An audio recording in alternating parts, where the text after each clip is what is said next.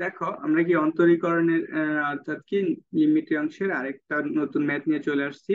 এই ম্যাথটা আমরা কিভাবে সমাধান করতে পারি সেটা আমরা দেখবো। এখানে দেখো আমাদের দেওয়া আছে কি cos C cos 7x minus cos 9x cos 3x minus cos 5x। তাহলে এখন আগে এখানে আমরা একটা সূত্র লিখে নেই। সেই সূত্রটা হলো হচ্ছে cos C minus cos D. কালারটা চেঞ্জ করে নেই। ইকুয়াল টু আমরা লিখতে পারি 2 sin c plus D divided by 2 sin D minus C divided by 2। এরকম একটা অংশ আসবে। তাহলে আমরা এইখানে দেখো এই সূত্রতে আমরা সেম ভাবে করব। সেম সমাধান আমরা লিখতে পারি, যেহেতু আমাদের এইটুকুর মান বসাই দিলে কি আসতেছিল 0/0/0, অর্থাৎ কি ইনফিনিটি আসতেছিল। তাহলে এখন দেখো আমরা এটাকে অঙ্ক সমাধান করলে আমরা কি লিখতে পারি, limit x tends to zero. তাহলে আমাদের কি লেখা যায়, 2 sin 7x plus 9x divided by 2। এখন ধরো আমরা এইখান থেকে কি লিখতে পারতেছি, ইনটু এটাকে আমাদের কি sin 9x minus 7x divided by হচ্ছে 2। আর এইখানে আমাদের দেখো যেটা থাকতেছে সেম ভাবে 2 ইন্টু সাইন 3x প্লাস এর 5x ডিভাইডেড বাই 2 হচ্ছে সাইন 5x মাইনাস এর 3x ডিভাইডেড বাই 2। এখন দেখো আমরা এখানে ক্যালকুলেশন করলে আমরা কি পাই, limit x tends to zero.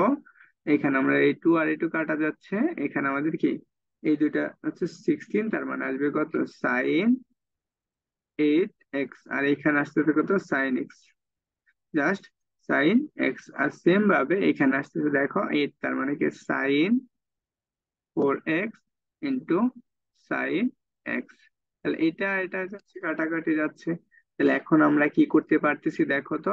এখন আমরা এখানে দুইটা জিনিস করতে পারি, আমরা sine limit x tends to zero. আমরা সাইন এক্স কে আমরা এটা লিখতে পারি সাইন 2 ইন্টু 4x, নিচে কি আছে সাইন 4x। আবার অনেকে ভেবো না যে আমরা জাস্ট কেটে দিব এখান থেকে 4x আর জাস্ট 2 থাকবে না, কিন্তু আমরা এখানে সূত্র জানি। সেটা সূত্রটা হচ্ছে আমাদের কি limit x tends to zero, আমরা সাইন 2 সমান আমরা লিখতে পারি 2 sin a cos a। তাহলে সেম ভাবে এই উপরে আমরা সেম লিখতে পারি 2 sin, যেহেতু 2 এর সূত্র পড়ছে এর জায়গায় কত আছে 4x এন্ড cos কি হবে 4x। আর নিচে কি আসতেছে, নিচে হচ্ছে কত সাইন 4x। এখন এটাকে কাটো, তাহলে আমাদের এখানে টুটা হচ্ছে কি? ধ্রুবক। ধ্রুবক বের করে নাও। এখান থেকে আমরা যদি জিরো বসিয়ে দেবো একটা ভ্যালুয়েবল মান পাচ্ছি, তাহলে আমরা কি cos 0, তাহলে cos 0 ডিগ্রি মান কত জানি আমরা 1, 2 আনসার। সো এখন আসো আমরা এই অঙ্কের আনসার গুলো আমরা কিভাবে বের করতে পারি। তো আমরা শর্টকাট হিসেবে আমরা ইউজ করতে পারি, যদি এখানে যেই ফাংশনটা থাকবে আর এইখানে যে ফাংশনটা আছে এদের মধ্যে যে পার্থক্যটা হবে সেটা হচ্ছে কি এই অঙ্কের আনসার। এর দুইটার মধ্যে পার্থক্যটা দেখবা। দেখো এইটা থেকে এটার পার্থক্য সেম, এটারও পার্থক্য কি সেম। যদি পার্থক্য সমান হয় তাহলে কি এইটুকু হবে ওই অঙ্কের আনসার।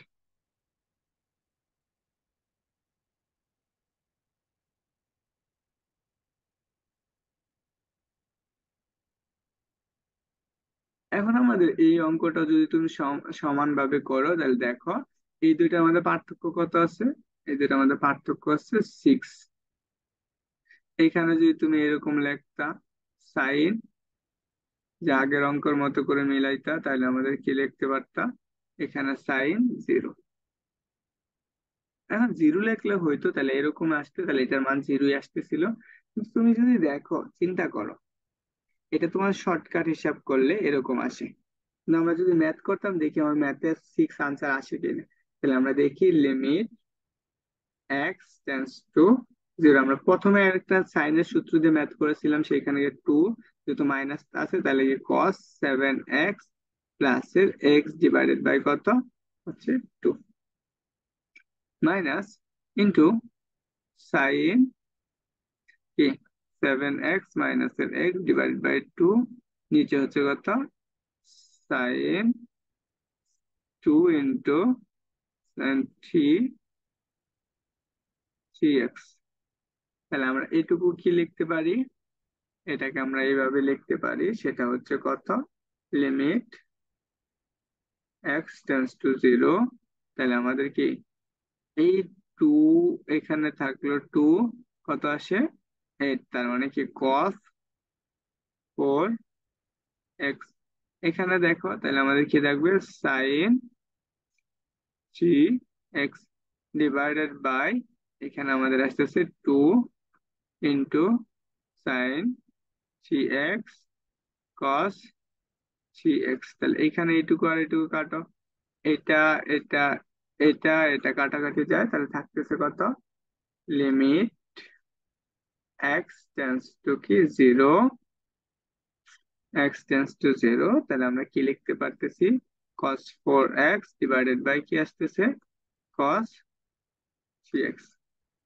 এখন দেখো আমরা জিরো বসিয়ে দিলে আমরা একটা ভেরিয়েবল মান পাচ্ছি, তাহলে আমাদের এইখানে এটার মান কত আসতেছে, সেটার মান আসতেছে কত, আনসার হচ্ছে 1। তাহলে আমরা লিমিটের মানটা যদি তুমি বসিয়ে দাও, তাহলে আমরা যে মানটা পাবো সেটা হচ্ছে কত, দেখো ওই cos 0 ডিগ্রি, তার মানে cos 0 ডিগ্রি ডিভাইডেড বাই কি, cos 0 ডিগ্রি, তাহলে এটার মান আসতে কত, আনসার হচ্ছে 1।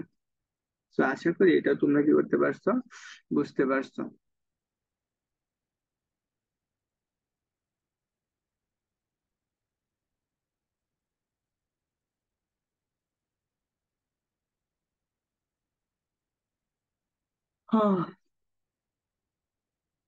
সেম টাইপের ম্যাথ, এই ম্যাথটা তোমরা কি করবা, সমাধান করবা। আর এই কোশ্চেনটা আসছে বুয়েট আসছে এবং কি অনেক ভর্তি পরীক্ষা আসছে, এটা হচ্ছে ইম্পর্টেন্ট। আচ্ছা আমরা এটা পরবর্তী ভিডিওতে আমরা এটা নিয়ে আলোচনা করব।